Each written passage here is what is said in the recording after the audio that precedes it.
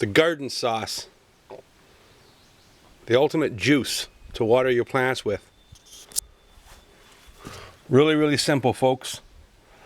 You take your grass clippings, but not so much for when you're in the city.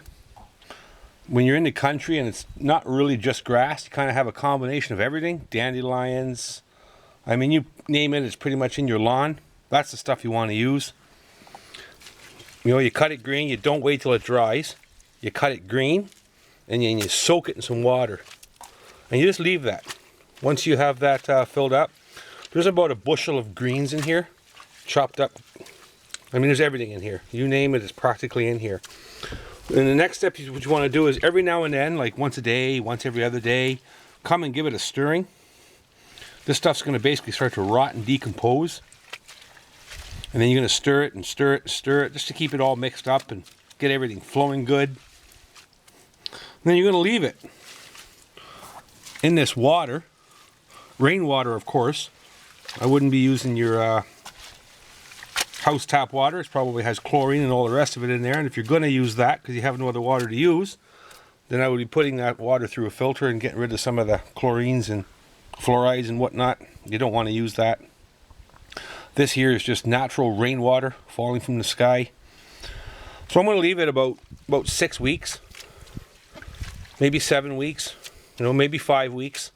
Once it looks really, really nice and juicy, that liquid, you can see the liquid, it's not really, it's still kind of just water.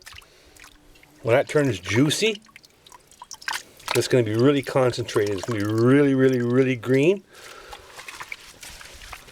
And you're going to have a concentrated juice, then you're going to want to dilute it. You know, 10 to 1, 12 to 1, 15 to 1, something on those lines. And you don't want to use it every single watering. You know, maybe every 4 waterings, every 5 waterings, but definitely dilute it. And you just want to keep on mixing it. Get a stick, you know, and you put it there and you mix it all up. And you leave it sit. Let nature do its course. And all the, everything that's in this stuff is going to basically transfer itself over to the water. And then you're going to use that water.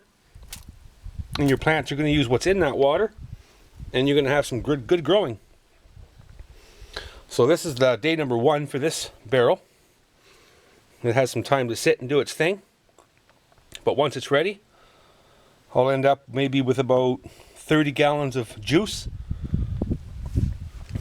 And it'll end up, time it's all mixed up, there'll be I don't know, 100 gallons or so. I'm not actually doing the math. But there'll be a lot of liquid there. You know, you can use 5-gallon pails.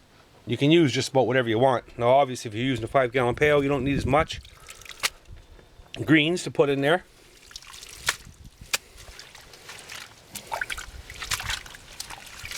Well, thank you for watching, folks. Give it a try. You might really like the results. Subscribe if you have not, and thank you very much for those that have.